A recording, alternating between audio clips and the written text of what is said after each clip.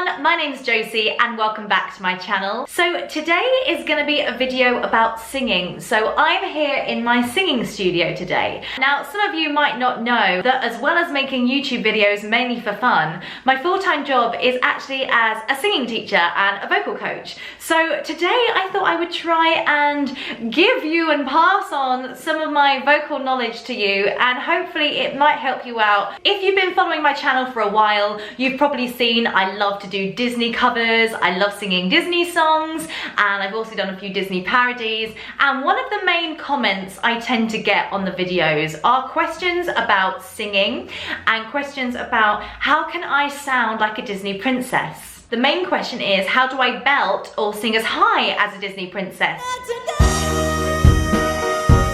So today I thought I would talk about that and share some of my singing knowledge with you all. Now the word belt is a bit of a funny one, and it's a very hard thing to teach correctly because people can sometimes injure themselves or very easily do it incorrectly and cause themselves vocal damage.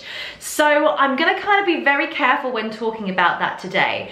But just to kind of go into a bit of detail, Disney princesses don't really belt. Now obviously every Disney princess has a different type of singing voice, but they tend to use very similar traits. So I'm gonna kind of categorize every Disney princess into one little vocal box today. Now rather than belting, which is what we call in the singing career bringing the chest voice up, using our abdominal muscles to support our voice to create a big, strong, loud sound, Disney princesses do something very different. They tend to utilize what I like to call forward placement, or you might have heard it better known as twang. Now the best way for me to kind of demonstrate this is to pick a song with a big note in it and show you the two different ways so you can hear the difference between a full belt and a forward placed twangy belt. So I'm gonna sing the end of Let It Go in two different ways, so hopefully you can hear for yourself the difference.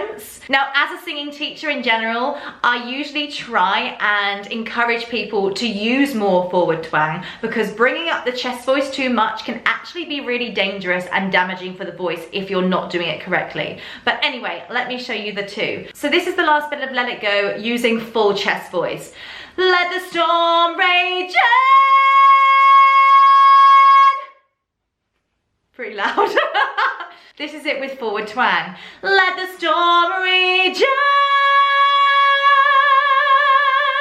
Now, it may not sound quite as powerful, but I have much more control over it, and I actually think it's a nicer sound. The full chest voice can just sometimes sound a little bit overpowering and not as controlled, and I'm not very good at belting in general. So what is twang and how the hell do I get it? It's basically utilizing your voice and imagining that your voice is actually being placed forward here into your face. So rather than going ha and rising your voice from here, you're thinking more hey and kind of putting the voice here. So sometimes with students I'll get them to do exercises like thinking and sounding like Bugs Bunny, hey what's up dog, or sounding like a cat, meow, or another one sounding like a duck, quack quack quack. It's anything that brings the voice to kind of place it here into the face. So obviously you're never gonna sing a full song going, hey, how are you? It doesn't sound pretty, but it's kind of essentially using that method to kind of utilize that sound within the voice to give it more of a, I don't know, like a ping. One princess that really utilizes forward placement is Ariel, the Little Mermaid, and as you can tell, she's my fave. So if she was singing, look at this stuff, isn't it neat? It's all here. You don't hear her singing, look at this stuff, isn't it neat? And bringing up that chest voice. It's all for it. It's all here in the face. What's a fire and why does it, what's the word? Burn. It's all here in our face. I'm not going burn. So next time you're singing a Disney princess song, maybe have a little look at the bigger parts and try and imagining that your voice is here in your face. If you have absolutely no idea what I'm talking about and everything I'm saying is really confusing you, here's a little exercise that might help you out a little bit. Naughty school kids in the playground, what noise would they make? Nah, nah, nah, nah, nah. So we're gonna sing that little phrase of Part of Your World in that nasty nyeh sound. Nyeh, nyeh, nyeh, nyeh, nyeh, nyeh, nyeh, nyeh, nyeh, nyeh, nyeh. think you should feel it resonating and almost as if your voice is going into your nasal cavity. So now sing it again. Try and keep a little bit of the nye, but not quite as much, and see if you can kind of get the voice feeling like it's here. What's a fire and why does it, what's the word? Burn. My next massive tip on trying to sing like a Disney princess is to really think about the words and the lyrics that you're singing.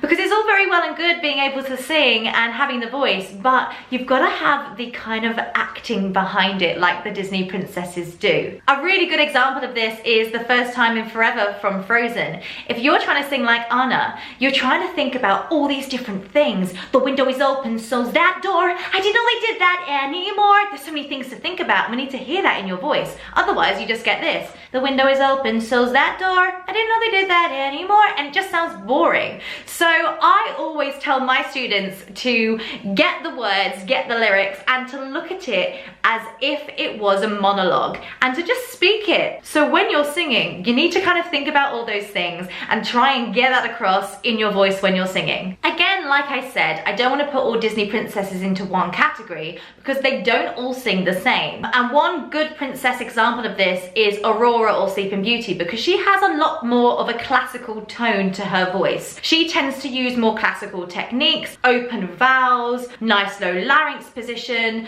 I actually recently did a cover of Once Upon a Dream and I Wonder, so I'll put a tab somewhere so you can go and check that out. But that is completely different. There is not forward placement in there. So if you were going to sing I Wonder, you go I wonder, much more classical. Whereas if you were going to sing that in the style of a different princess, it might be I wonder, which is completely different. And then Snow White, again, is a completely different kettle of fish because she's a lot more high pitched, a lot more pierced, but again, it's still kind of that forward placement sound. And just in singing in general, trying to develop a nice healthy forward placement and what I like to call a strong mixed voice is much healthier than just letting rip and going for these big notes with a chesty belt voice. Because if you are doing it incorrectly, you probably will get vocal damage if you keep doing it over a long period of time, and nobody wants that. So I would always recommend that you go and see a professional vocal coach, because your voice is precious and it's really important that you're looking after it and you're not abusing it or doing anything incorrect that might cause vocal damage. But I'm just going to give you a few little exercises that maybe you can practice in your own time if trying to develop a nice strong mixed belt, forward placed belt, is something that you would like to achieve. So like I said, the nye nye nye nye nye is fantastic. Try and do that while sliding up and sliding down in a siren. And what you want to start working on is trying not to get a kind of obvious switch between your chest and head voice like this, where you kind of go quiet.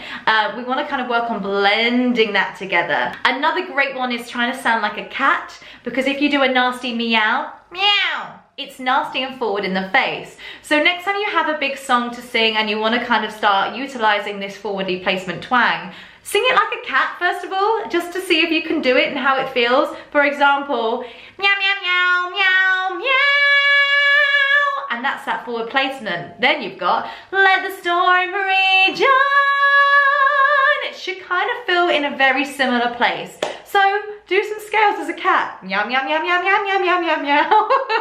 I am also looking into doing some Skype singing lessons very soon, which is something I've never done. I usually prefer doing one-on-one vocal coaching. However, if that's something that you might be interested in, let me know, because who knows, maybe I'll start doing that pretty soon and that could be really fun. So the question of the day for all you guys out there is, what is your favorite Disney song to sing? Do you have a favorite? Do you have a favorite Disney princess singing voice? Let me know in the comments below, because I would love to know. Anyway, that's all for now. I hope you've enjoyed this video. If you have, please don't forget to give it a thumbs up. If you're not already subscribed, don't forget to hit that sub button, and I will be back very soon with a brand new video. Take care, everyone. I hope you're having lovely days, and I'll speak to you very soon. Bye for now. Bye.